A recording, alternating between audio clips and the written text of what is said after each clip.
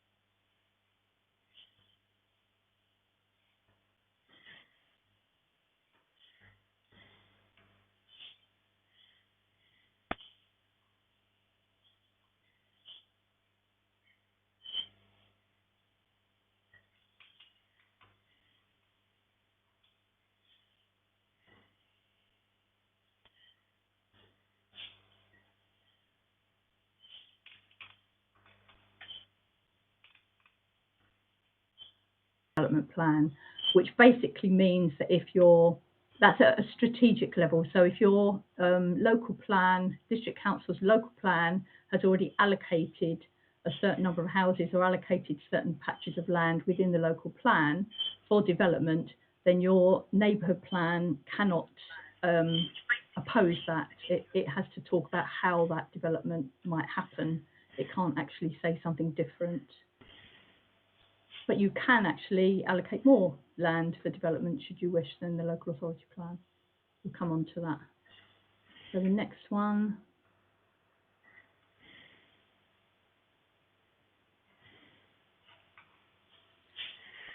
Fairly common sense, really. Get a group of people together, get yourself organised, think about a project plan for the whole thing, think about your funding, your communications, how you're going to actually conduct, how you're going to be governed, what your relationship with the parish council will be. Then the meat of it is preparing the evidence base, because all of the policies in the plan have to have a reason, justification for being there. They have to be supported by strong evidence. Once you've gathered all your evidence, you can put together some different options, draft your proposals, and that'll end up in your, the feedback you get from that through consultation will determine what goes in your final plan that goes to examination. So it's it's very similar sort of process to creating any kind of plan, really. Next one, please. Why might you bother? Because it is a lot of work. There are some additional powers that it gives you. The NPPF enables neighbourhood plans to designate open space within the parish as community open space, which you can't do by any other means other than neighbourhood plans. So it gives protection to some specific open spaces. You can also talk about heritage assets and community assets and give them an added layer of protection that you might feel the local authority's local plan doesn't do for you, because you can, rather than talking in generic terms, you can actually specify particular buildings and particular places. You assess your own local need rather than going into the big district-wide melting pot. You can look at your need for particular types of housing, particular types and tenure of property, whether you have a need for self-build, whether you have a need for local employment sites or particular types of development or any other type of land use, local energy generation. You can look very locally within your parish. Your design code, so your design statement that you've already produced, you can actually give that some teeth. You can create design codes that are built into the policy rather than being a material consideration that sits on the edge of the planning system. And it gives you, when it's done at the end, it can give you some protection from speculative development, but the sum is in brackets for a reason. A lot depends on the local authority's housing supply. If the local authority doesn't have a 5-year supply, but you have a neighbourhood plan in place that has allocated even a very small site of, say, half a dozen units for development, then the local authority only needs a 3-year housing supply in order to protect the whole of your parish from speculative development. But to say it is only it's a sum protection, comes with a sort of a warning, really. And you can make very specific statements about how you want developer contributions to be spent. So all good reasons for doing a neighbourhood plan. And I think this might be the last one. Yes, support.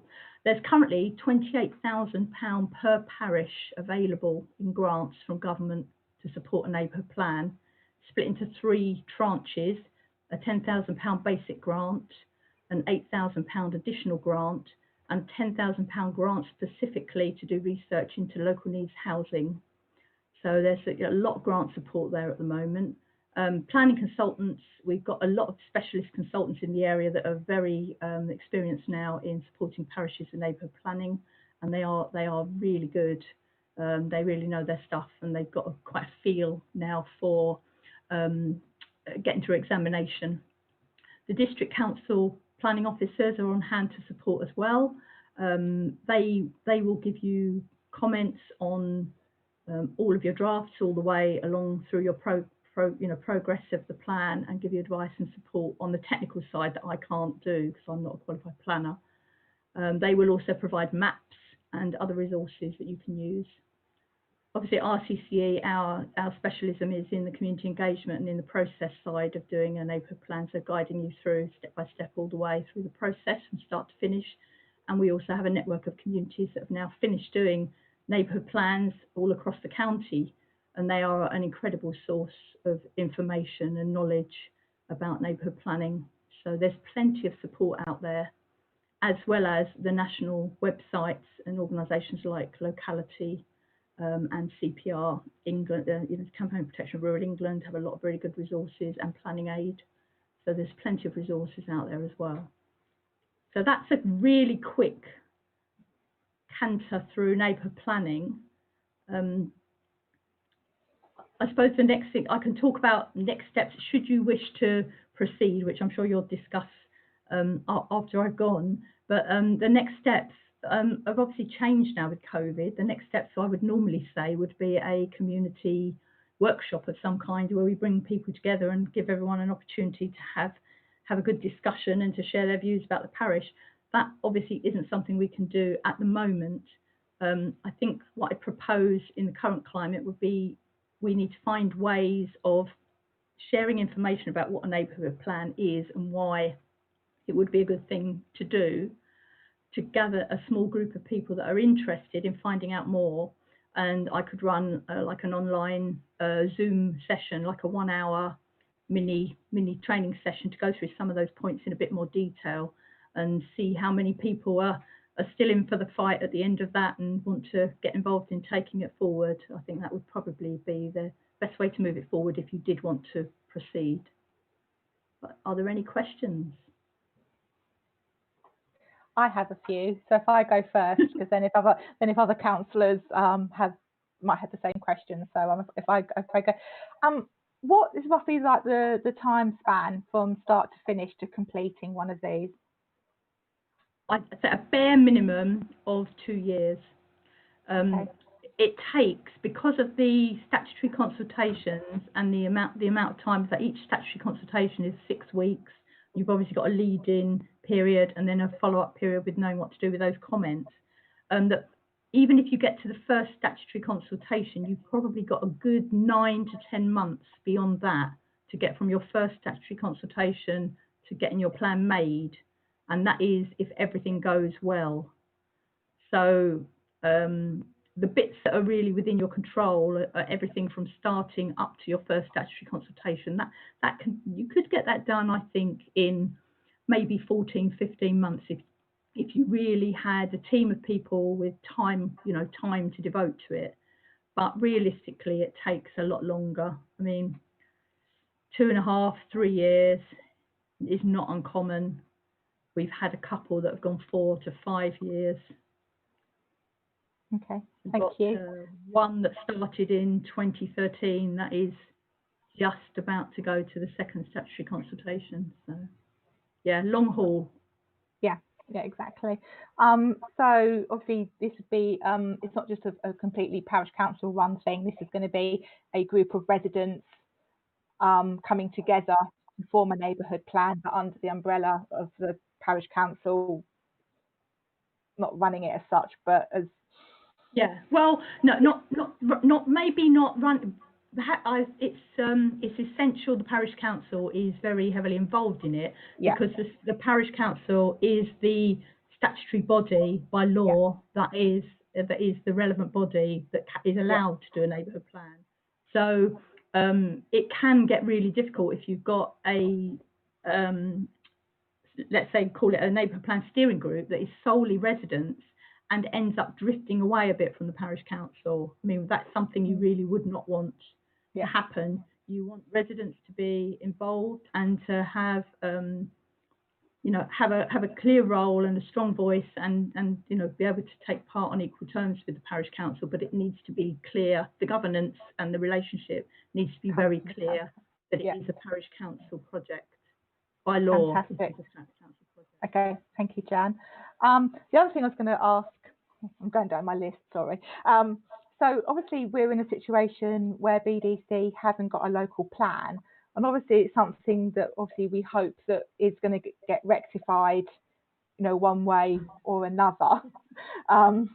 because obviously, I mean, Rayne is really open to speculative development at the moment. So, how do we go about following their policies when there is no policies as such in place at the moment? Yeah, yes. I mean, if you were at the stage of your neighbourhood plan being at the final stages right now, it would only have to be in conformity with Braintree District's saved plan, which is very out of date now. But you need to bear in mind that that planning applications are assessed against the most up-to-date plan. So if you were to complete a neighbourhood plan tomorrow, I know it's impossible, you couldn't do it in a day, but if you were to complete it tomorrow, and then Braintree District Council's plan were to be approved in a month's time, your neighbourhood plan would already be out of date. Yeah. So actually, in an ideal world, you want your neighbourhood plan to be made immediately after Braintree's neighbourhood plan is made. And for that reason, you have to keep your eye on the emerging policy and start to work your plan so it's in conformity with those emerging policies. It's a timing, it's a really strange thing timing-wise. It's a bit like the Wallace and Gromit scene where they're on the train and they're laying the tracks ahead of them as they're going along it. It's a bit like that with neighbourhood planning at the moment. Okay, thank you. Cost, how much do these cost? And if you talk about grants, so if we manage to get these grants, is it going to cover the majority of the cost? Yes, I would say unless you're going to try and allocate quite a large site with quite a complex master plan, then £28,000 to do a neighbourhood plan should be more than enough. The more development you build into your plan, the more it's going to cost you because of the additional bits of work. That's my next question actually, is how much development does there have to be? As it stands, if Section 2 was to happen, there is no allocated land in Rayne in the Section 2. Admittedly, we've got off very well, so we're fully supportive of the Section 2, obviously. So how much development would we have to show? You know, we're talking 1 house, 2 houses, 10 houses, or at least 20 or something. You have to ascertain your local needs so that there'll be 2 central planks to your neighbourhood plan. There's a housing needs assessment and there's a landscape character assessment and the constraints assessment of your landscape. So you need to, on the one hand, find out how many houses you think you need to develop in your parish to meet local need, purely local need, over the next 20, or whatever the length of period is that you do your plan for, over the next 20 years. There are desktop formulae and methodologies around how that's calculated that sit alongside survey work, housing needs survey work. You need to do both. You need to gather all the different types of evidence, and it will sometimes give you different numbers, and you need to assess the evidence and come to some reasoned conclusions that say to you, well, we think that this sort of number, and it's normally a range between, let's say, between 50 and 100 houses over a 20-year period would be something that Rayne might reasonably want to accommodate. And I don't know, I'm making those numbers up. It might be much smaller than that. It might be a bit bigger than that when you do the calculations. The Coggershaw's neighbourhood plan came out with a range of between 250 and 350 houses over a 20-year period they needed to accommodate.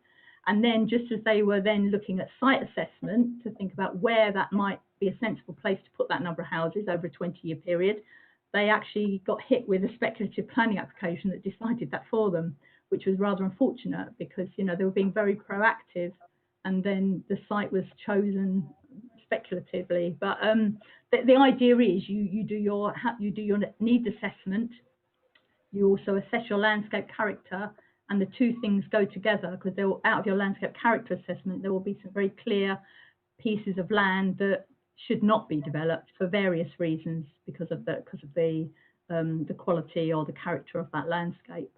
So that, you know, that helps you to then decide where you might allocate. And people struggle with that. It's a hard thing to do because I think the instinct with any kind of community-led development is we don't want any. We don't want anything. But actually, a neighbourhood plan will not give you that answer.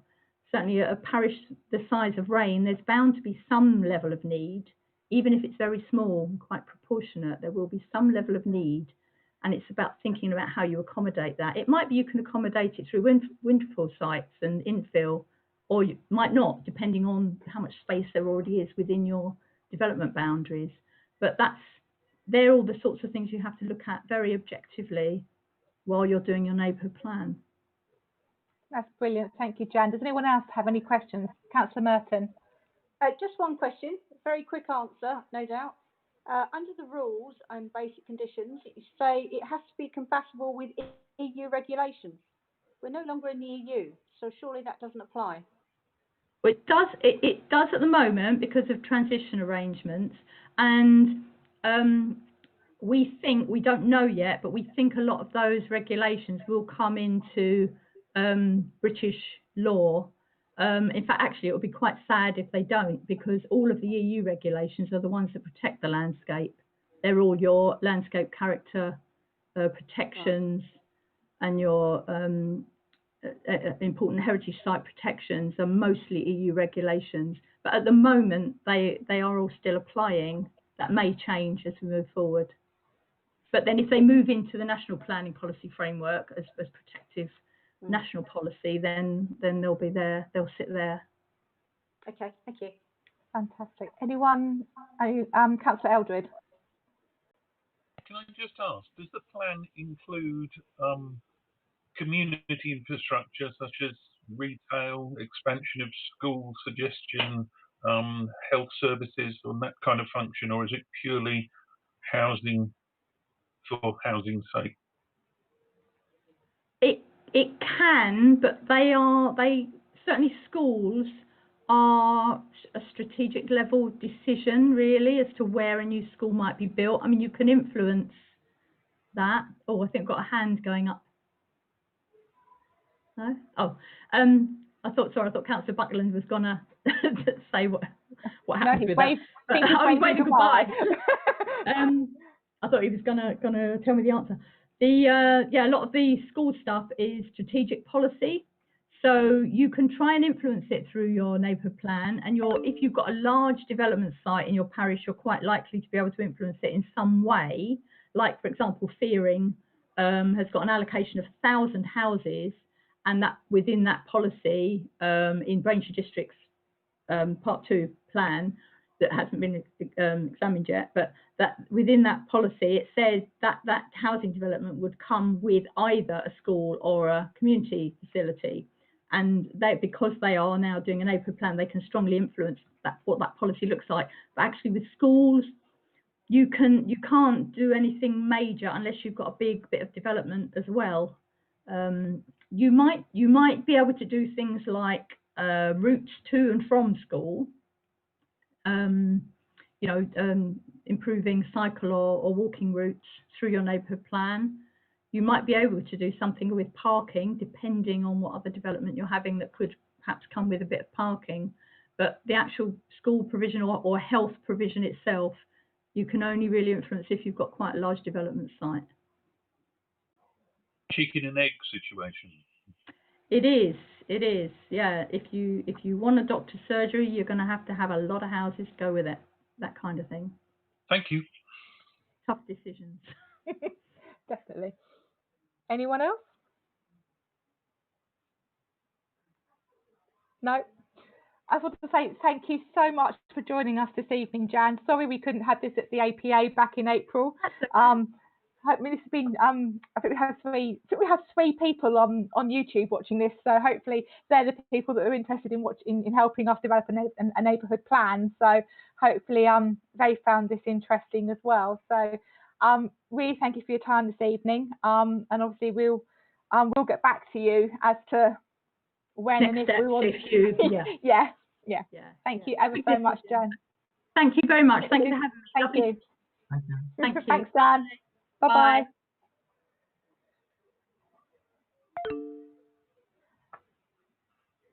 Okay, councillors, what do we think to that then?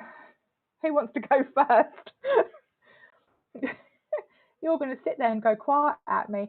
Go on, Mike. I found it a bit disturbing. We had the presentation, and then the bombshell was Coggeshall have been through all this, and they're just about to complete, and then bang, for all their work, it was a shame. Kind of answered the question, really. It seems a lot of work for somebody can come in. All you need is a change of government, a change of policy, and all sorts of things can happen. It does seem a lot of work when there are other things possibly in the parish that we could be doing in the interim. This was the take of the parish council 4 years ago, where we had the same thing. It's a lot of work, and actually, how much protection is it going to give us?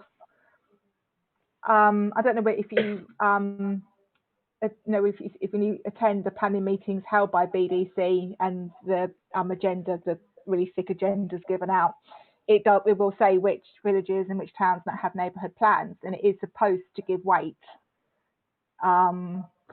Although, we've all heard horror stories, but like Coggeshall, where it hasn't held its weight. It's a tough one to do. It's that if we do go for one, I feel there could be a need for one. I'm not sure where we could have development within the village. And it's something that we're going to have to get the experts in, and obviously we're going to have to do that consultation with villagers where they think and expect development to happen. But it needs thinking. Councillor Euston, do you want to step in? I just thought I would add a couple of things. I think you have to look at it a bit longer term, because the neighbourhood plan, like any other local plan, will need to be updated as time goes on, and the value of having it in place will, if you take the example of Coggeshall, they were just in time to be too late, for want of a better phrase. It will protect them for the next phase. So, the next time a speculative developer comes along, if there's a neighbourhood plan in place, he will find it much harder to get it through the planning process. And so I think Coggeshall have done an awful lot of work, and yes, it must be a real slap in the face to see the speculative development come along. But I think you have to sort of look at that and be a bit philosophical about it and say, well, okay, we missed out this time, but we'll be ahead of the game next time.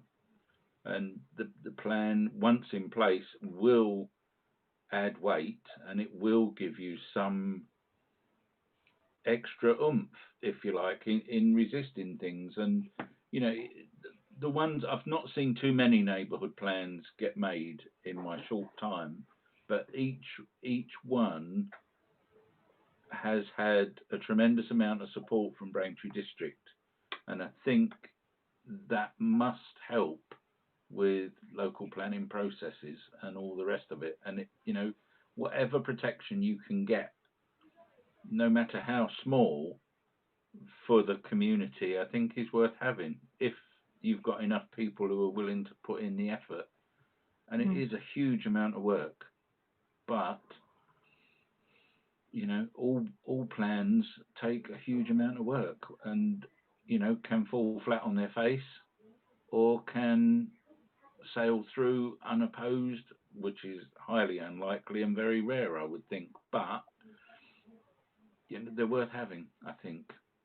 And you have to look a bit longer. And if it doesn't work, if it's going to be 4 years in the making, well, in 4 years' time, they'll be having to redo the local plan, won't they?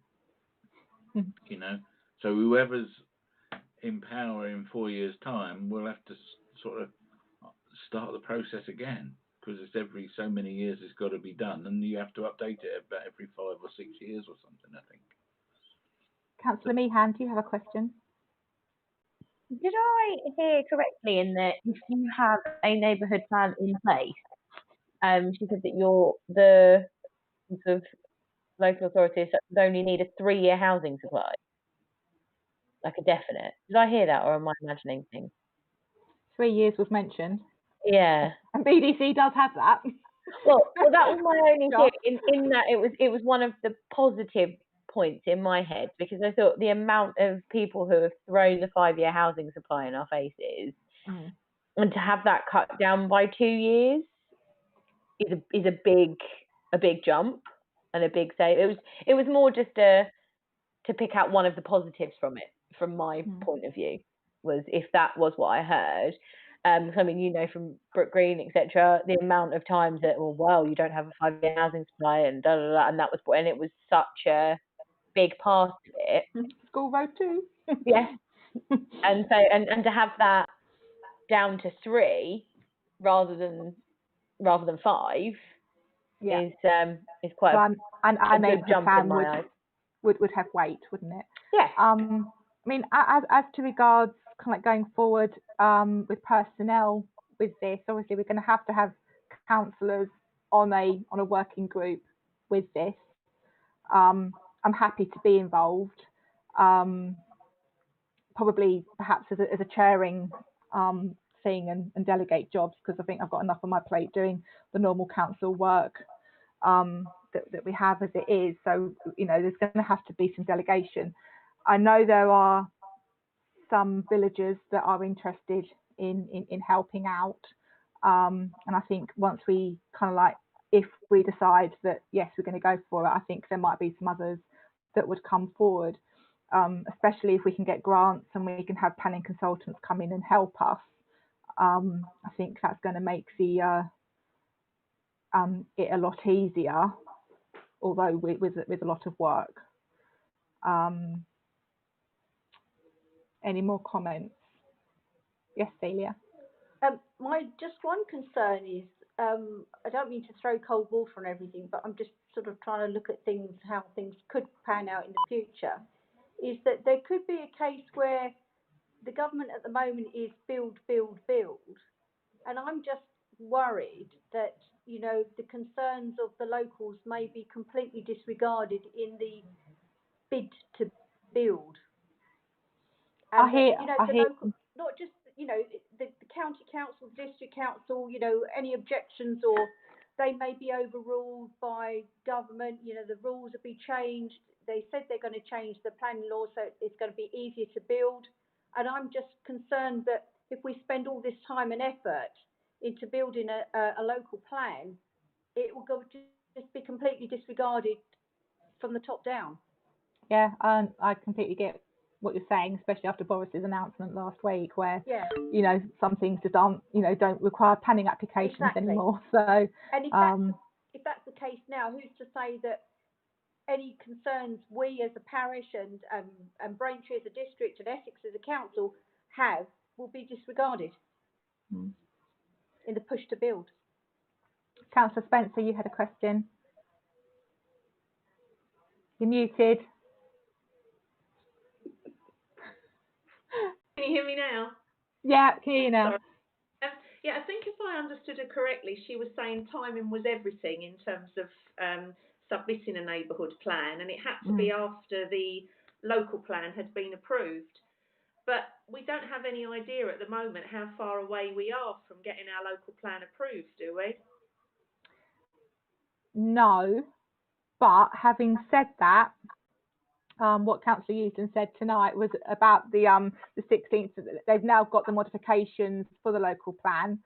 Obviously, if BDC agree with that, it will then go to consultation. And obviously, again, I don't know what the time frame is after that, Councillor Euston.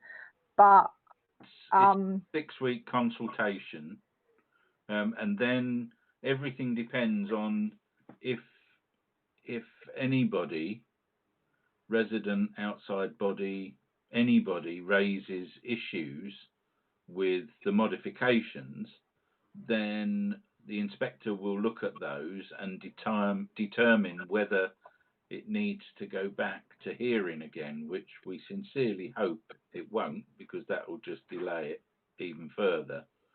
So if everything goes according to plan, and if Section 2 can be put forward with enough houses to satisfy the inspector and the government target in the first attempt, then we would hope to have a plan in place within the next year or so that would give us protection. So, we would probably be looking at autumn 21, but obviously, there's a myriad of banana skins to fall on between then and now. But, I don't see, this is purely a personal view, I can't see anything in the letter that would make people want to leap up and down, because the main issues have been the two garden communities, which are, to all intents and purposes, out of the frame. So it's, which I think from a Rayne Parish Council point of view, and probably Rayne Villagers' point of view, it's supportive now, because we're not having the 10,000 garden community on our doorstep, and we want the Section 2 in place to protect that. Yeah. So, and I think that's generally going to be the case, except for some places, of course, where they're now sort of faced with getting a load of houses that they weren't planning on. Yeah, Wivenhoe might not be so happy. Yeah, I'm sure Wivenhoe are delighted, but I'm thinking of places like Halstead won't be thrilled, and various other communities. But it's as Jan Stobart said, it's nobody really wants development. None of us, I don't want any. No, I suspect if you went through the whole council and said, do you want any new houses? People would say, no, thanks, because nobody does. But we accept that we have to have them, and it's just trying to find the right places to put them. At least with a neighbourhood plan, we are almost having it on our terms. I think if we had a neighbourhood plan. Every little helps, as they say, towards the protection. And I don't think anybody anticipates major problems getting to Section 2. Section 2 numbers will have to be carefully looked at. I think we saw from School Road the tactics that the developers get up to say, oh, well, you haven't got 5 years land supply because this developer hasn't built this and that developer hasn't built that. Well, who can say when a developer is actually going to build the things? I'm told there's planning permission for 1 million houses in existence right now, but developers just aren't out building them because they want to wait till the price goes up and stuff like that. Well, that's something that all councils, parish, district, county, are going to be battling forever, really, because developers do seem to have the upper hand at the moment, but I don't know how long that will last. It depends on the build nonsense, and wait and see what happens with that. Does anyone else have any questions on? Yeah, Councillor Spencer. Sorry, just one thing, just to go back to the local plan. You talked of Boris and build. Have Braintree definitely accepted that their garden village is not going to happen now? That won't be resurrected? I don't know, but I don't think it's accepted, because that's what's going to be discussed at the local plan subcommittee. Right. Okay. So that, I suspect that what will happen at that committee is that they'll go through the 31 modifications. Most of them will be tick, tick, tick, tick, tick, all the way through, unless there's anything contentious, which I haven't seen yet, but I am only on page 94 of 283. So, there is time. But I don't think there's anything untoward in there, and I would be amazed if any recommendation to disregard the inspector's view that they should be dumped was put forward. But if it is, then that's up to full council to have its say and vote on that. And I would certainly not be voting for it to be resurrected or for further battles to take place on it. As far as I'm concerned, it's a dead duck. And my concerns now lie elsewhere. But, I would hope that the final report from the inspector will come through quickly, will go to consultation without any major upsets, and we can then move to section 2 as quickly as possible. But it's then down to where the sites are going to come from in section 2 to make up the numbers. But of course, a lot of the speculative builds, although we don't want them, they might actually help us with section 2, because obviously those speculative builds that have been given planning permission will count towards the numbers for the target. So, you know, whereas we didn't want them where they're going to be put, they will at least help us get through section 2, I hope. Fingers crossed. Thank you. So, I mean, we do have a resolution to kind of make tonight to agree a timetable to take this forward if that's what we wish to do. Where are councillors at? Is it something that you wish to go away and think about, and we resolute at the next meeting to you know, we could see what happens to BDC in their meeting on the 16th and the 30th of July, 27th of July, to see how they're going to proceed with the modifications of the local plan. And obviously that does have big implications, as to where we're going to fit in, but then it's only like a month's wait. Or, you know, it was something that villagers did feel that they think we should have. But then do they, you know, is having that full understanding of what's involved. So I'm talking my way round in a circle on this one. I think we should propose is to make those next steps, to go out to the village and say, this is what's involved, this is what we're going to need from you, this is how long it's going to take, and see what we get back. Who's willing to help? Who's willing to help? Because this is something the PC cannot do on its own. No. And that's got to be made clear. Does that sound like a good course of action? Yes, Councillor. If we do that, if we do that's no sort of oh God, where's my words gone? Confirmation that we will go ahead with it. Is it, or is it? It is and it isn't. It's a bit of both, because I think once you kind of put that out in people's heads, they're going to come back at you and say, well, they were talking about it. Why haven't we done it? And obviously, then we're going to have to argue as to why. Yeah. Well, then I think I would agree with you in terms of going out and, like Councillor Euston said, getting an idea and finding out who would be willing to be involved. Because at the end of the day, it's all well and good everyone sort of going, why aren't you doing it? But if no one's going to help do it, then we've at least got that to fall back on, where we can say, well, no one stepped forward. Exactly. So yeah. I agree. There we go. So yeah, I'm going to Tom.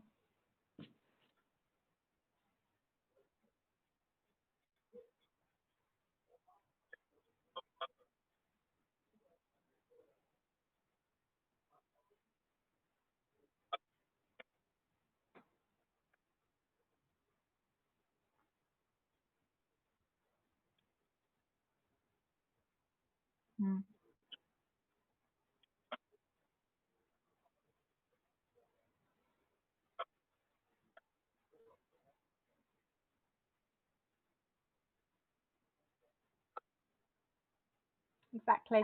My personal opinion is that I think we should be the council that gets this done. A lot of work, and we're going to need a lot of support. But I think, you know, I'm hoping it's not after the horse has bolted with things like School Road and other situations. But that's my proposal. I suggest that we put out to the villagers the first tentative steps on this is what we need, how are we going to do it, and see what the uptake is. Have a proposer and a seconder for that then. I'll second. Councillor Meehan seconded. I don't know who proposed. Everyone sorry, I thought you proposed. I can propose it if you want. Oh, sorry. Sorry, I thought you proposed. Yeah, I have. Sorry, the brain's just gone. Sorry. Okay, thank God that wasn't me. Oh, And don't worry. Can I have a vote on the councillors that agree with this? So who's in agreement with this, please? 4, 5, 6. That is everyone that's Unanimous. It's a unanimous decision. Unfortunately, Don's dropped out, loss of power to his iPad, so I'm not sure whether we're going to get him back or not. The only thing I was going to say is, obviously, Jan's statement was very much linked to the Rayne Parish, and obviously things like our friend down the road, Mr. Gold, is actually outside of our parish. That's the only thing that concerns me. Yeah, unfortunately, Brook Green isn't part of our parish, so we can't have no jurisdiction over that in our neighbourhood plan. So, but I think we just fought it so much because of the Flitch Way. On the other hand, I suppose I'm always thinking it's certainly a positive step for developments such as garden developments where you've got individual gardens want to be another house or another 2 houses. I think that's where it'll come into its own, certainly from my perspective. Okay, brilliant. Thank you everybody for that, and we'll move on then. Okay, moving on to road transport and public safety defects. Obviously, we've spoken about the school road flood. We'll keep a watching brief on that because it hasn't rained since the flood was cleared. So we'll keep a watching brief on that. Any other things to report? I sent some pictures to Sarah with some holes by the Swan Public House. Yeah, thank you. I think they've been reported. Also in Duckling Green, sorry, that one as well. Yeah, thank you. If I could just ask councillors, please, to be specific. Pictures are wonderful; they're much appreciated. But if you could also give perhaps a wider view of the location, and then I can pinpoint it. Because if you go onto the Essex County Council website and look at their tracking, their reporting mechanism, you have to be very precise with the location that you give. So that's why I asked for it to be specific, so that they don't sort of go out hunting, not find it, and then we still have the problem. Can I just say one thing on that, actually? I know Russell reported and showed you some pictures of some blocked drains along Pod's Lane. The guy who came along couldn't find them. So, as Sarah says, it's important to do it. But he looked at one and did one, but I think he must have parked his van over the other one because he didn't do it. Joy. Yeah, so we'll just be a bit more, yeah. Great, Landmark. Thank you. Landmark, yeah. A wider picture. I mean, did a close-up one to show how bad it is, but obviously a more expanded view to so we know where it is. Just go and find the hole now. Stansted Airport. We haven't really heard, literally haven't heard much from Stansted Airport because nothing's really flying out of it at the moment. So I don't think we really have an update for Stansted Airport at the moment. No. No. Okay, moving on to policing issues. We've had quite a busy weekend in the village. There's been reports of gypsies with their carts racing down the Flitch Way. This was reported by people in Felsted, and I think also from our end as well. The police at the time didn't think it was something that they could stop because they said that it's a bridle way and horses can go down it, but obviously the carts, they've now been put right and they are going to keep a bit more of an eye. But I think it's no possibility that we've got travellers at the Discovery Centre, obviously travellers at the other end, and I think they might be racing down, which also caused one of the horse and traps to be tethered outside the Welsh Princess over the weekend to attend the pub, I think. So I think that's caused some consternation by some villagers as well. Police had also attended the village to both of the pubs during the weekend, and The second email from the police said that they attended again yesterday, following up on concerns from Saturday, and that social distancing was appearing to be a lot better on Sunday as it was on Saturday. And the other thing is the policing updates. They've actually had a change of team members as well. So something that we weren't aware of until Sarah started emailing yesterday and this morning to the police, and we got an email back from a different police officer. So we now have a different set of police officers to log complaints to. Yes, Sarah. I've dealt with James Draper before. It was just the other chap that I hadn't heard of, but I've been trying to chase up the walkabout around the village, which I think Paul wanted to get involved with, which was due to happen on the 1st of April, but unfortunately with lockdown couldn't go ahead. So I've chased that up now that things are starting to get moving again. I wouldn't say that social distancing was relaxed enough yet, obviously, but hopefully we can organise something, because I know there's an awful lot of concern in the village, particularly around the gas canisters for legal highs and other issues that have been reported via social media. So hopefully we'll be able to arrange something. I don't know if Grace has heard anything about Coffee with Cops event. She's got any more detail on that, please? I will confirm with Josh, but I don't think I've heard anything as of yet. I don't think we've had anything sort of definite put in place. I know that they have contacted us and we have been in touch saying we're more than happy to do it, but I don't think anything has been actually organised, if that makes sense. But I'll double check everything, and if I'm completely wrong, I will get back to you.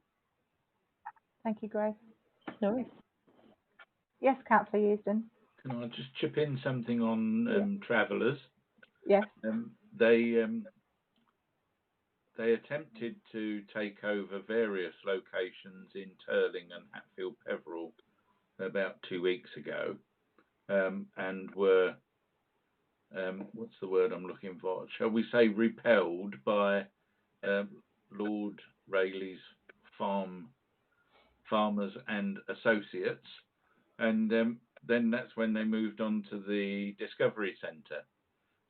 And my colleague, who's the member for that area, was a tad put out by the Gypsies' tactics, and so she got in touch with the Home Secretary, who also happens to be her MP, and indicated that she wasn't happy with the current situation. If I think that's the politest way I can put it. And she's been assured that there is legislation going through Parliament to address the balance of police versus travellers and what they can and can't do. And one of the other things that came out of it is that there is a truck going around that looks all new and shiny and very pleasant, and it's logoed up "Trees Are Us," which I believe is a tree surgeon, allegedly, and that belongs to the same group, I'm told. So just be aware that if Trees Are Us pop into the village, you could be in line with some difficult situations. We'll send them to Paul. Which Paul? Mr. King. Tell them about the oak tree that's down the middle of the... No. Yeah, there's a nice tree that needs sorting out on the corner. So, no, thank you for that. And obviously, I mean, with the police and the Flitchway, it is a concern, obviously, to the issues we had last year with the Flitchway, and no one wants that to continue this year as well. So, it's something that I think we're going to be on top of. So, if you do see any travellers with horses and carts, because apparently it was like 14 of them one day just zooming past, and that's just dangerous. So, we need to get that reported ASAP so they're actually caught doing it. That's what we need. They came past our house, I think it was Saturday, the village hall committee, of which Mike is obviously on Saturday or Sunday, and I emailed the opposite just to let them know so that they could run across the road and shut the gates if they were open, because that's the other worry, is that they may look innocuous by having a race, which they do, but you never know, they might be scouting parties too. So when was this? I think it was the weekend, Saturday or Sunday. Okay. Saturday, I think it was. I think they were going to the pub because the Rayne page got messaged by a parishioner saying, "Is this allowed?" So as it was parked up outside the flitch, because obviously they've gone to the well, so then probably hadn't had a drink as well. So but they just sort of raced past us. So we just keep an eye out for things like that, and we just let the village hall know, simply because we don't want them to end up there. No, definitely not. Definitely not. Have they left the Discovery Centre now, or are they still there? They're still there, as far as I'm aware. But it's going through the process to get them removed. It's not quick enough. No, I think that was the point that my colleague in Turling was raising with the Home Secretary. Got them off now. Okay. Okay, thank you. Any other policing matters? Okay, moving on to administration. Obviously we've received Sarah's clerk's report. Have you got anything to add, Sarah?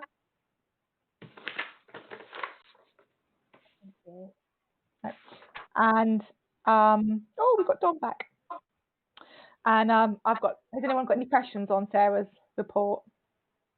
No, I haven't either. So thank you. Okay, moving on to the reopening of CIP. At the personnel meeting held one evening in June, because I can't remember the date of it. We discussed 15th. 15th, thank you.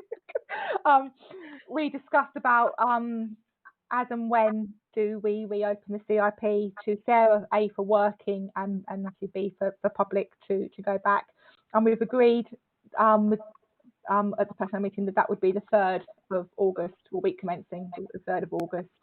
The village hall at the moment is having its floor done, so it's not actually open until later on in the month anyway. But we decided to make it the next month. So are we happy that is what we are doing? I need to propose. We need to propose and second this as well. So Councillor Merton proposes, and I need a seconder, please. Councillor Abbott. Obviously, this is will happen. Obviously, if anything changes with COVID or any lockdown that's imposed on us, obviously that will change again. But at the moment, we're going for the 3rd of August, and we'll advertise that.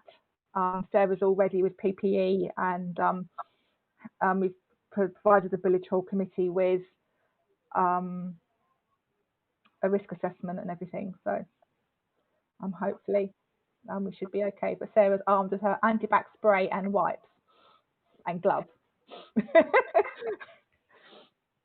So the other thing I'm going to need a resolution on is the yearly look at the terms of reference for the Personnel Committee. Personnel Committee looked at this on the 15th of June and agreed that it was okay, but also we just need resolution from full Parish Council that those terms of reference are okay.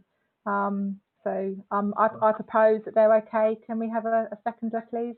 Yeah. Councillor Willis, lovely, thank you. I'm guessing no one had any questions on the terms of reference before. No. Thank you. Sorry, rushing through this. And also to note the minutes of the Personnel Committee meeting. Apologies, they were uploaded into the folder a bit late. Sarah had to trawl through and find them. So, but you know, are we happy to note? We note that those minutes are there for you to read anyway.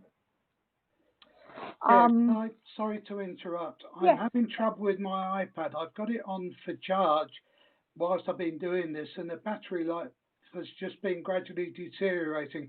I'm liable to disappear again shortly, but I did want to make some comment about the gravel pit, and what I'm going to do, I'm going to compose an email and send that round to councillors now about some of the things that are happening there. Do you want to do that bit next? Should we move the agenda we discuss it now? I would if I was confident. I'm back down to 2% again already, and it's deteriorating. So I'll give it a go, and we'll see what happens. Okay. Essentially, Tarmac have made a decision that they want to pull back from the development of the site and hand it over to another company called Ingrabourne. I have a conference call booked for tomorrow lunchtime with Ingrabourne, with Tarmac, and with Paul and Graham from a district council and a county council perspective. And I will find out more then, and I will put an email with a report on that round to the whole council. One of the things we will be talking about is the formation of a management committee on which obviously the parish council will be represented, together with maybe one or two local residents, and Tarmac will attend that, as will, I would imagine, Essex County Council, and we will be able to take things forward from there. Sounds brilliant. Thank you, Don. We look forward to your update then from tomorrow's meeting. I'm going to hang in here as long as I can just to continue my attendance, but if it disappears, I'm just going to leave the battery on charge overnight and see what happens. Okay, thank you, Don, but thanks for that update. Thank you. Sorry, Chair, may I? Please. Don, I just wanted to check that you were aware that we have resolved at a previous meeting for some councillors to be part of the management committee. Yes, yeah, and I will make note of that, Sarah, and I've already told them that we will want representation on that, and I will look to secure as many places as I can. Thank you, Chair. Thank you. Brilliant. Thank you. Any other questions for Don on the Essex Minerals site? No. Do we have any background on the new company, do we? No, I was doing some web searches earlier today, and I haven't found anything bad, but I didn't find out a lot about them either. So I'm going to use the meeting tomorrow to find out more. They should be introducing themselves. Okay. Brilliant. Okay. Well, good luck tomorrow. Yes. Yes, good luck. After 10 years, it's moving somewhere. Yeah. Something, sir. We haven't lost any progress that we've made with Tarmac. Well, that's what I'll find out tomorrow. I only got a phone call on this the other day, and got the invite to the meeting. So I don't know much more than any of you do at the moment. Okay. Brilliant. Thank you. Any other questions for Don?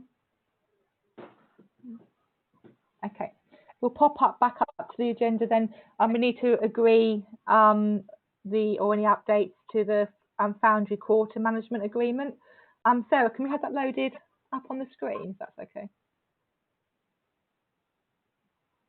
Just so councillors can see. I can't get it behind the scenes, but Obviously, this is the agreement that we have between us and the Foundry site for the grass cutting and I think limited hedge cutting that we do. So this was drawn up a few years ago, wasn't it, when we took it over? I mean, from my perspective, it hasn't really changed, so I'm fairly happy with it. Okay. Obviously, we haven't increased the price in the last 3 years, I'm guessing.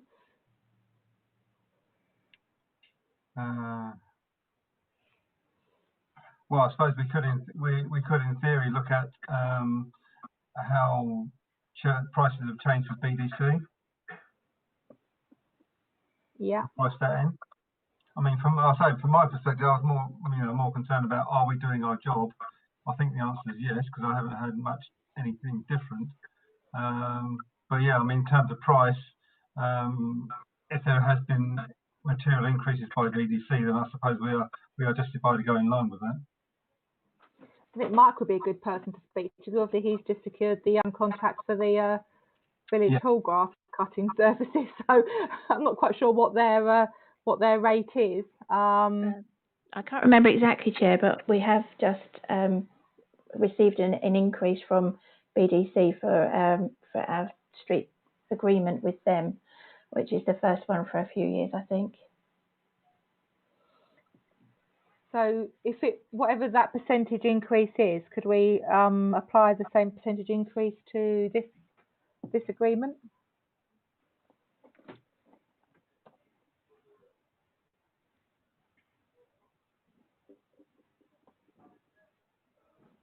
I think we should propose it and then see what the reaction is. I mean, if this was drawn up in 2017, that's it's 3 years without a price increase. Obviously, we've had an increase in wages to our groundsmen that are doing the job. We've had to, we've obviously bought the new lawnmower within this time. There's pensions, there's I'm surely we should be looking at some form of increase by now, surely. Yeah, I for that to go through. If that's the case. Yeah, can we do some calculations on this and see what BDC have increased theirs by, and then we can do something similar. How would that work for you, Sarah? Do you want to make a resolution subject to the increase being calculated and agreed with Encore Estate Management? Yeah, that'll be fine. Yeah. I'm happy to propose that. Can I have a seconder, please? Yeah, I know. Councillor Whittingdale. Brilliant. Okay. Yeah. I think it's about time the price went up. Everything else has gone up for us, so we might as well try and get some more money back in. So brilliant. Thank you for that. You got what you need, Sarah. Yes. Yes, thank you, Chair. Brilliant. Okay, moving on to circulation and correspondence. A lot of it is email correspondence at the moment, and obviously the one thing that we have done is chased Essex County Council about Fenton's Bridge recently, because the last thing we heard that had been put on hold due to their workload, because they have had to remove the Army and Navy bridge in flyover in Chelmsford. Obviously that's now down, so we thought it was appropriate now that we chased that and to find out what was happening. Unfortunately, Sarah yet again chased again today, and we still haven't had a reply in time for our meeting. We've also chased or re-established contact with the NEPP to talk do the meetings about the double yellow lines that were going to happen at the Maltings and the corner of School Station Road. Again, we've chased for a second time and we still haven't had anything back. So it's not for the want of trying. We're trying to get these things and get updates. And obviously, I think Sarah mentioned it earlier on. We've been chasing about re-establishing the police meeting that we were going to have when we were going to walk around the village one evening and discuss flashpoints. So obviously, we're chasing that as well. So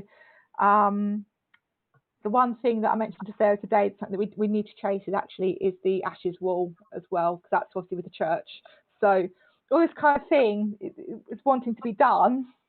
We're doing the chasing and we're not getting a lot back. So but that's where we are with some of those. Any questions? Councillor Merton? Yeah, just sort of please remind me, the ashes wall, are we paying for that or is the church paying for that? We're paying for it. The walls are out. Right, okay. And it's budgeted for.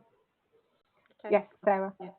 Fencing some of the proceeds from the remembrance plaques that we produce for bereaved, and that goes into a pot towards the walls.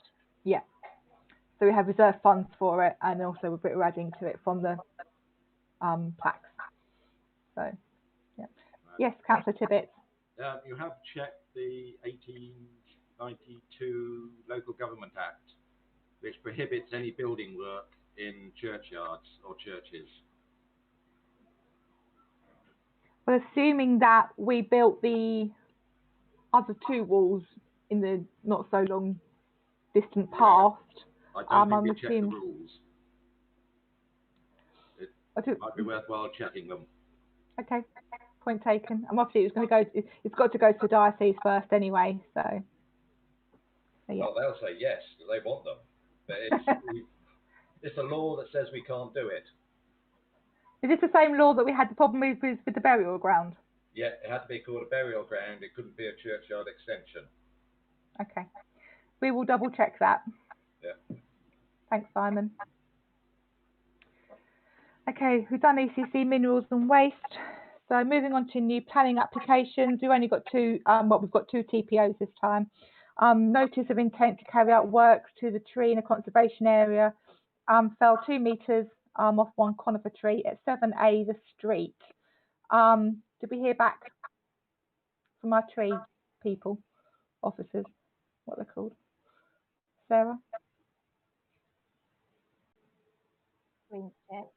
Just bear with me, I have flagged the emails.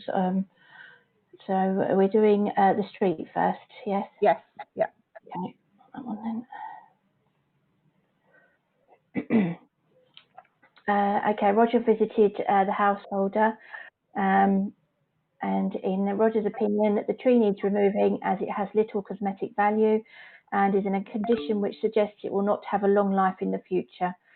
The tree is at an important point marking the boundary between the two properties, hence the reason for leaving a 2 metre stump. So the work is supported by our tree warden. Okay, I'm happy to propose that. Yeah, second, I had a quick look at it, and it's as what it describes, basically. Lovely, thank you, Councillor Rippendale. Okay, and our second tree is a flowering cherry tree. Removal to stump as crown is now 10 metres and comes within 1.5 metres of conservatory. It covers half the garden, and it significantly encroaches on the neighbour's property. This is 6 Station Road. What are the comments from our tree warden on this one? Yes, Chair. Mr. Paul King, the other tree warden, has been to the property. He said it's one of the biggest cherry trees in the parish, located in a relatively small back garden. The type of tree is vigorous and very fast growing and not suited to small gardens in maturity. In the past, the tree has had extensive large limb removal. That has only been a temporary fix when considering the issues it is now causing to this and neighbouring properties. Whilst we should try to retain any tree stock that we have in the parish, this is a case of the wrong tree in the wrong place. So he supports the tree being removed. Thank you. Okay, I'm happy to propose that one. Yeah, second as well. Councillor Fingale again, lovely, thank you. Planning results, the retention of the existing stable block and continued use of land for private equine use at Rayne Hall Farm, that was granted. And the reconstruction of a single-storey annex and alterations as previously approved at the old schoolrooms, again the application has been granted. So move on to the school road planning inquiry. Obviously, you knew that obviously we attended all, I think it was 7 days in the end.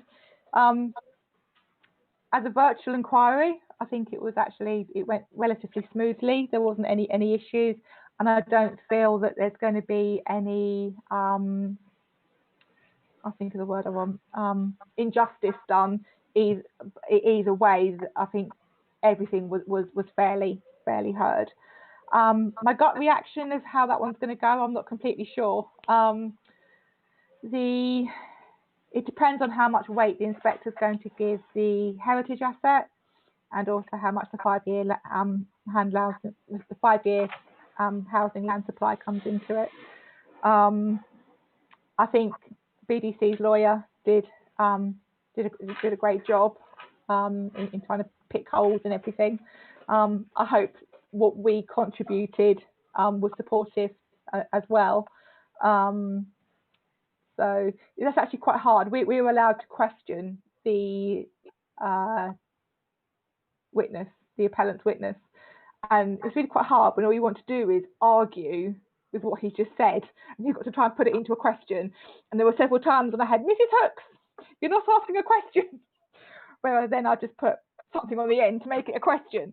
It was a learning curve, and I'm definitely not a lawyer, but I'm really hoping that we added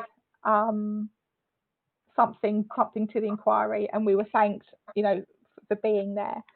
I'm not sure when we're going to get a result. End of July was mentioned, but it sounds, not by her, to be fair, not the inspector, but as in the appellant witness when they were talking about how long, if it was approved, how long would it be until they started building. So that timeline included her coming to a statutory answer within 6 weeks, which of course, Mum, is going to be the end of July. Whether she agrees to that, I don't know.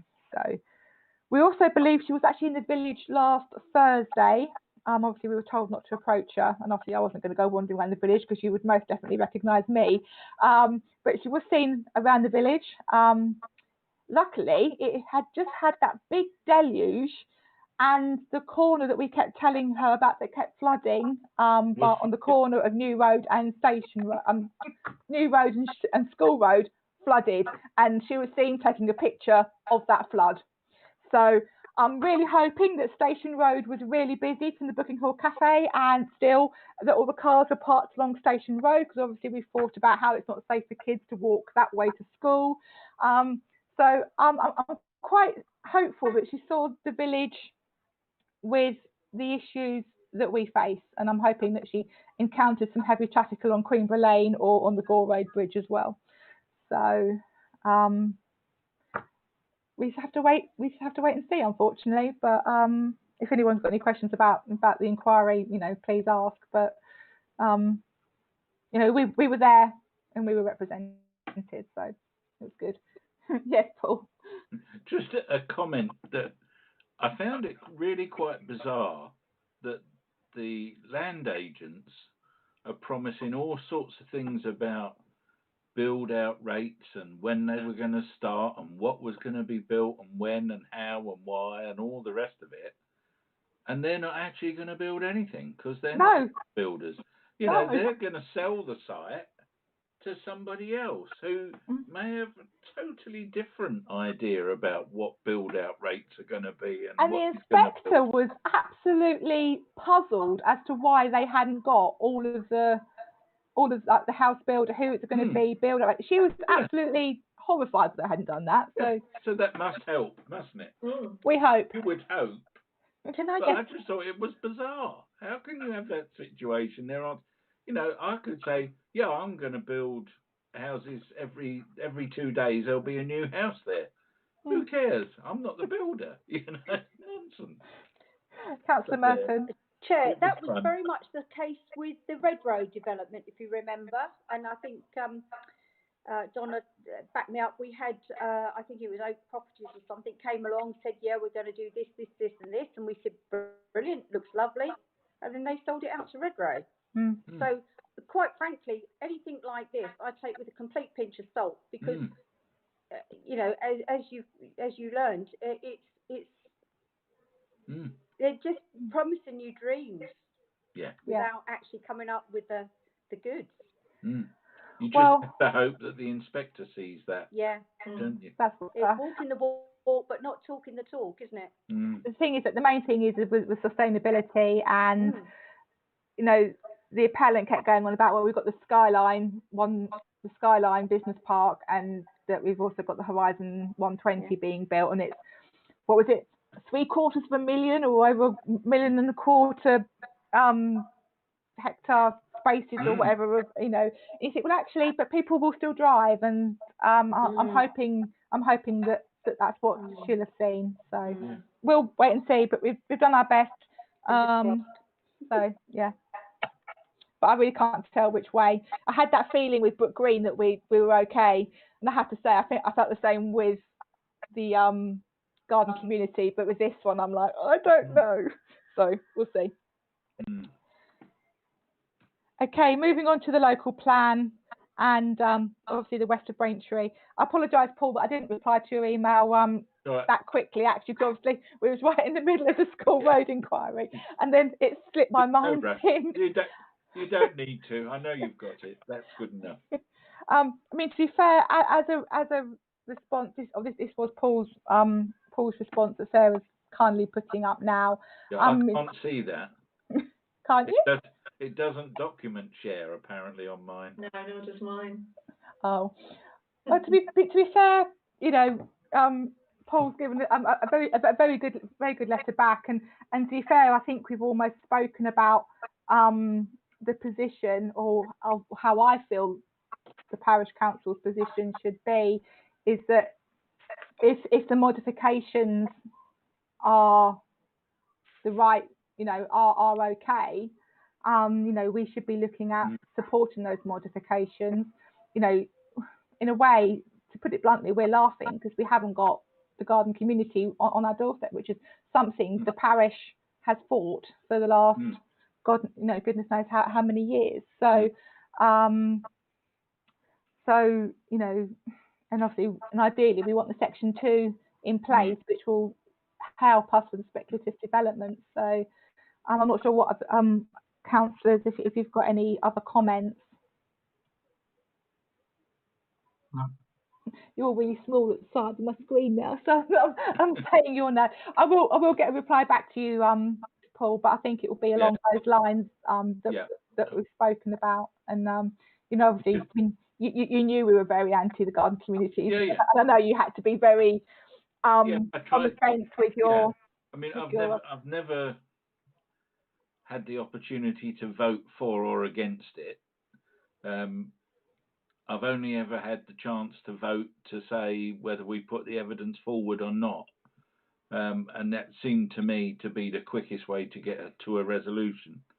I think the big worry for me now is speculative development, particularly around sailing, because there are a lot of developers who've put a lot of money in with the landowners to try and get garden community done, and now that that's been thwarted, I just have this sneaky feeling that they're not going to say, oh, okay, that's fine, we'll walk away and find somewhere else to pester. I just have this horrible feeling that once this is finally put to bed and the word is no, that we might get speculative developments, and we will need, as a council, BDC will need to be doing all they can to resist. But I'm just worried about the build coming on top of this. It's, somebody said earlier on something about wrong tree, wrong garden. This is maybe something similar, wrong time, wrong place, but I don't know. But we can only keep our fingers crossed and hope that they go and pester somebody else for a little while and give us a chance to get something in place. Let's hope so. Yes. Okay. Any other questions or points on the local plan from anyone? I think we've discussed it quite a lot tonight already, so brilliant. Thank you. Okay, moving on to the environment grounds. Have you got an update for us, Councillor Gayle? Yes, Andy continues to work by himself fairly successfully, mostly doing litter picking and basic grass cutting. He has done a bit of swimming as well. Mark is officially still not supposed to be working, although he's obviously always in contact with his doctor and has since done a few maintenance mornings, I suppose you can say, on behalf of Andy to keep him moving. And he is also planning to do a couple of days here and there, also over the next few weeks as well, again in consultation with his doctor. But still, officially, he's not supposed to be doing anything because of his and his wife's health. But I say, as we know, he's very keen to work. So I'm certainly not going to stop him, but I've always made sure that he's, he's making sure he's aligned with his doctor on what he does, and also he stays away from Andy. Yeah, no, it's fantastic actually. I mean, Andy's done a fantastic job for the last 3-4 months, however long it is now. And Mark stepping in, doing this little bit of maintenance and keeping the machinery going is invaluable as well. And I know Mark's so keen to get back, but when he can come back properly, we'll PPE him up. Yeah, I mean, the only thing to say at the last finance meeting or personnel, I can't remember what I wrote it now, there is still an issue with the type of tyre we have on the new mower. I have, over the weekend, got the size of these tyres, and I'll pass it on to the man who changed the taxi tyres. and hopefully they'll come back to us with a quote which I can bring to the next finance committee meeting. Yeah, we've got finance on the 20th of July, so I'll add that as a agenda item. Yeah. In terms of updates on personnel, I haven't had any non-days given to me, so I was going to suggest my best week to do any sort of appraisals is the week commencing the 27th of July, which I think we've already talked about for Sarah.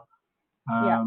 So from my perspective, it'll be good to have the other twos on that week as well. Yep, no, fine. I'm saying fine, but yeah, I know I know I've talked to Sarah about the 27th, and that was okay with you, wasn't it, Sarah? Yeah. So. And it will obviously be good to as per emails, to just go through what we do and what we don't do in the village hall at the same time as well. Yeah. Yeah, that'd be handy if Mike, if you were about for that, that'd be good. So, if we do the 27th with the groundsman, it'd probably be on one of their working days, either the Monday or the Thursday, won't it?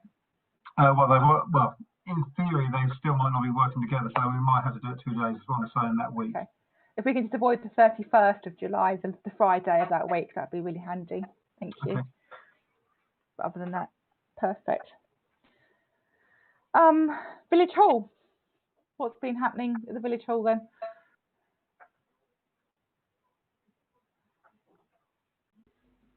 Simon? Yeah, we're busy replacing the floor. They've done about a third of it. Should be finished by the end of the week, I think. What else have we done? We've done the park. Oh yeah, we cleared all that up. Cleared it Carry all up. And sorry, I haven't got access to the text that Mike sent us. Have you got it handy, Simon? What on WhatsApp? Yeah. Basically, I think there were some concerns about our BMX track still being open. One of our, was it Bardfield, had problems with the boundaries. Can you remember? What, with the fencing? Yeah. That was sailing. Sailing. Yeah. Yeah, it got ripped down. Yeah. So what they've done, or what we've done, is tidied up the park, sanitised everything, sprayed everything as much as we can. The toilets are being open. Only one toilet will be open, and all the signs are up saying what the rules are, what you should do. We can't monitor it all the time, only by CCTV. So people just have to use their best judgments. Is the general consensus, if I'm correct? That's right. Yeah, we told them what they should do, and yeah. So is the BMX track open? Yeah. Yeah. Even though it has been closed, it's been open really for the whole time. Yeah, I know. They just but officially it's open. So yeah, it's a waste of time putting it closed, but we had to. Yeah.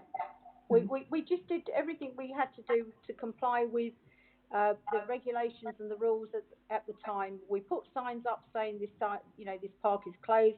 Put signs up saying the BMX track is closed. Put cones in the way. They were just disregarded. Put signs up. They got torn down. So we've done everything we can. And that's all you can do. That was all we can. That was the guidance from EALC, is that you can only do as long as you've done what you can do. Exactly. That was the whole way through. Yeah. Well, we spent good 4 hours one day during the week, and that was just on Tuesday, and then I think Simon and the others went back and pressure washed everything, so it's all smart.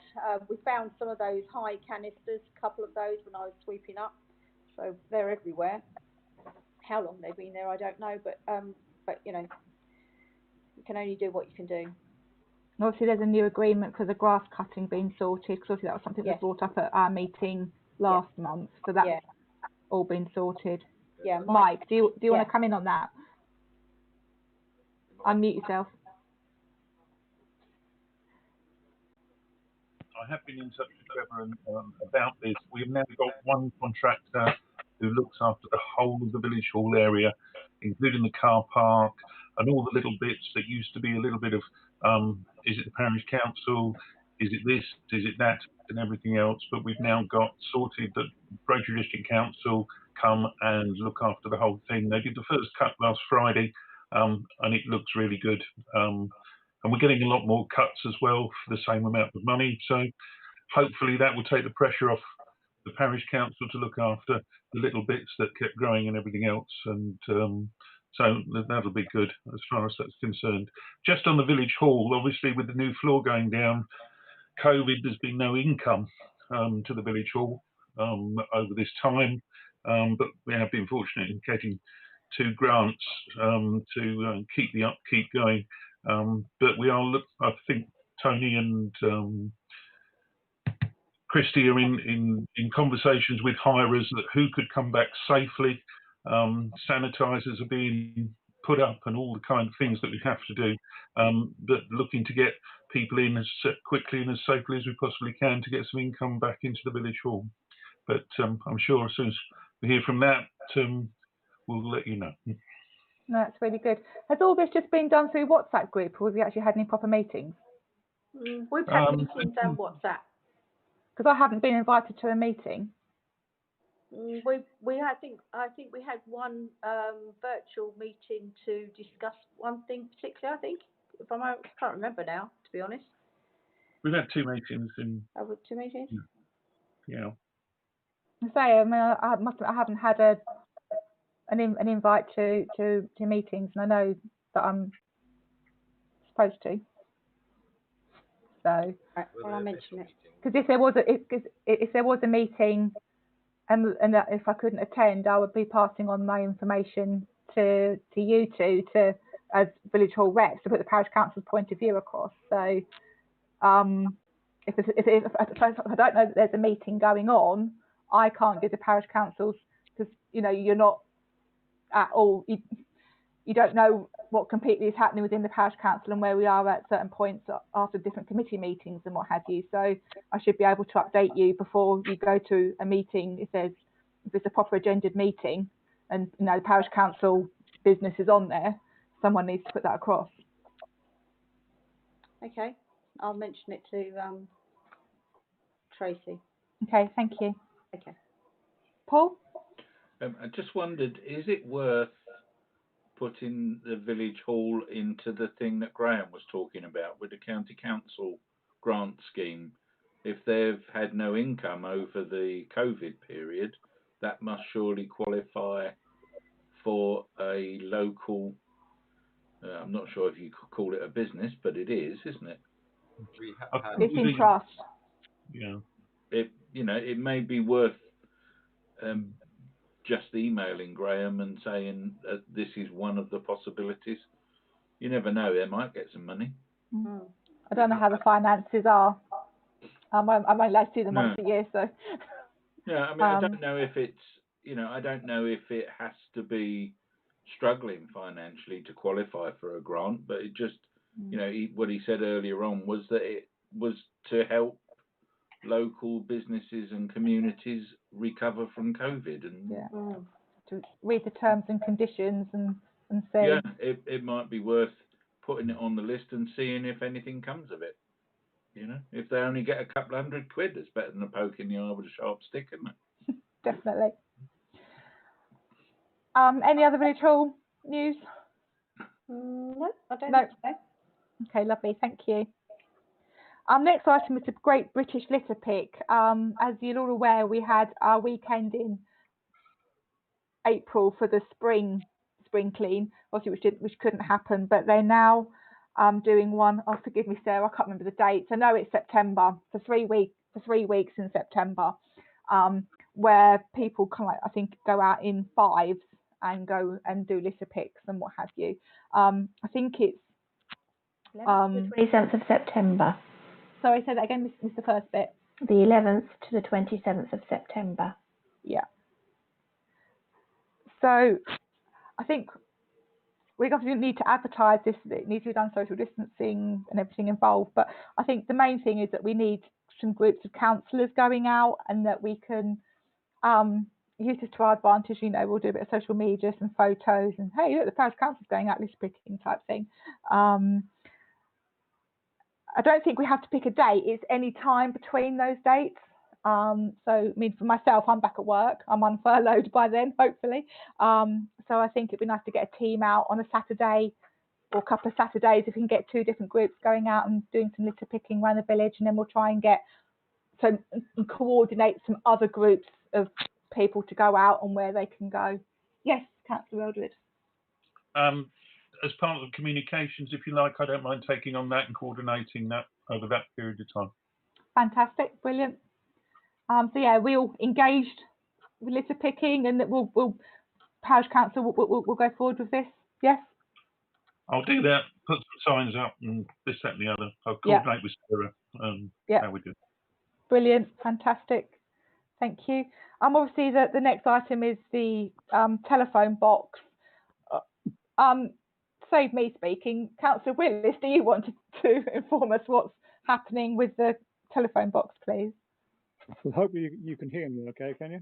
Yeah, you're clearer than you were. Yeah, definitely. Okay, well, I mean, obviously we got to a point where we put the base down ready to receive the telephone box. And then, of course, everything changed. So we really haven't made much progress. But, of course, we have to consider the work that's got to be done. We haven't got any budget to get anybody else to do this. So we were going to do this ourselves, if you remember. Tom was going to get a Kanga gun, and we were going to have to break the concrete floor up, and then we were going to have to get a team of people to move it. But unfortunately, of course, the only way we'd be able to do that is, you know, we couldn't do it under current social distancing regulations at all. That would require close quarter work. So, I mean, I'm hoping, obviously, if things move forward and things open up a bit more, I mean, personally, I'd like to try and make it a bit of a village project. Now, I think we're going to have to look for expertise in the village who can actually, I'm sure we've got it somewhere, and I'm sure if we put something out, then we'll get people who will say, right, I'm happy to get involved in that. I mean, to actually move the telephone, to actually get, I mean, the hardest part is not the actual moving part of it, I don't think, really. It's obviously the small matter of getting it out of the ground and the concrete floor that's holding it into the ground. But as I say, I think what we can do, we can, once we get some idea of what can and can't be done going forward, we can put something out in the in Facebook website or whatever, saying we want to coordinate a team together, and this is the project we want to do, and we want to make it a village project, because we sure, you know, we clearly haven't got the money to go out and get a firm in to actually do it for us. So that would be my suggestion. But as I say, I don't know if anybody else has got any thoughts on where we stand at the moment in terms of actually doing the work. Because everything else is in place, the lease at the Booking Hall Cafe, everything. Everything's in place. It's there, ready to go. It's just that social distancing has thwarted us through the summer months, unfortunately. Well, I think it has really. I mean, you know, the thing weighs 750 kilograms. You know, you're going to have to be people pretty close together to actually get that out of the ground. And I just don't know at the moment. Obviously, things are becoming a little bit clearer now, but certainly for the last few months, it's been pretty uncertain as to what we can and can't do. But I'd like to think that we, you know, as if we see things changing a little going forward, we can, you know, we can obviously get. I'm sure we've got the expertise. I mean, obviously, I got somebody to lay the concrete base for us, and they did it for nothing, obviously. I'm sure we'll get other people who are prepared to do the other work for us for nothing as well within the village. Yeah. Brilliant. Any other questions, anybody? Yes, Councillor Agatha.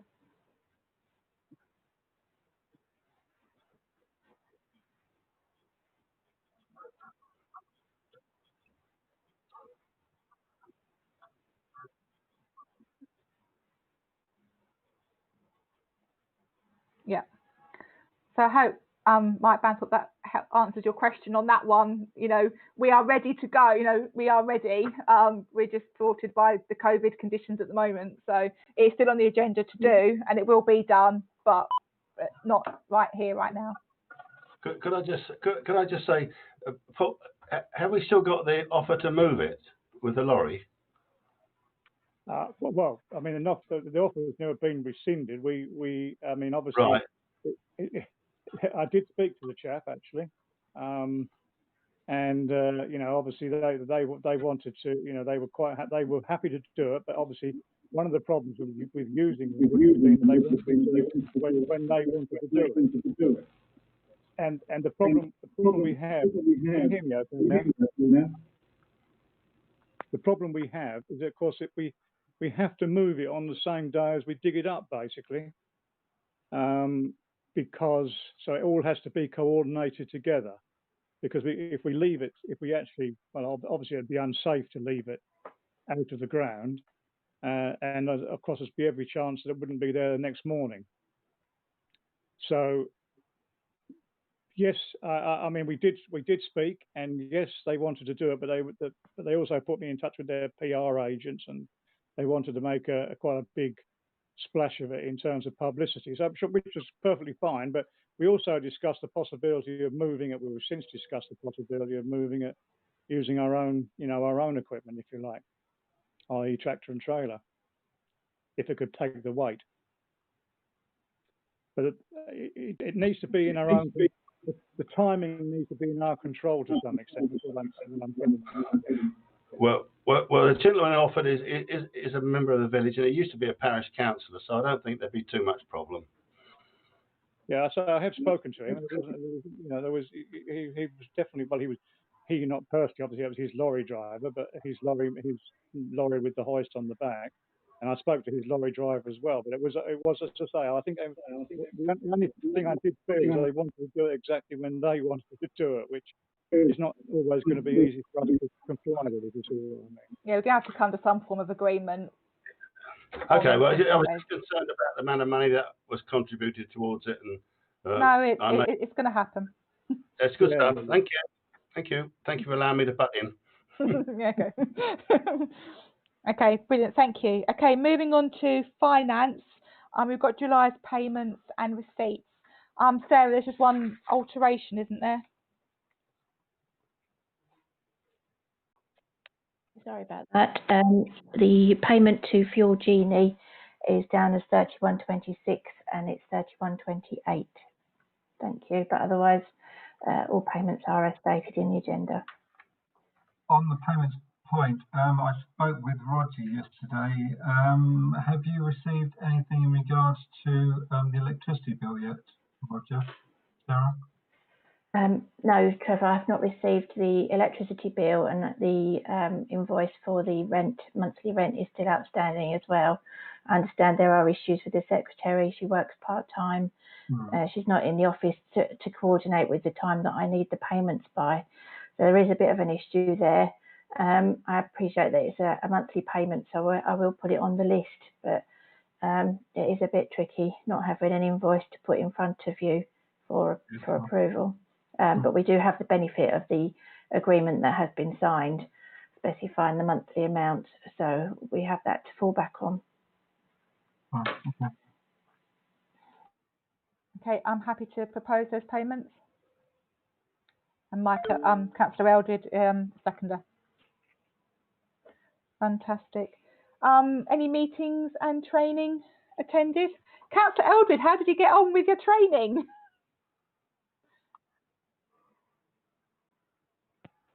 Yes, I'm fully educated. And you're now thinking, why did I do this? Well, no, it was very informative, and I think there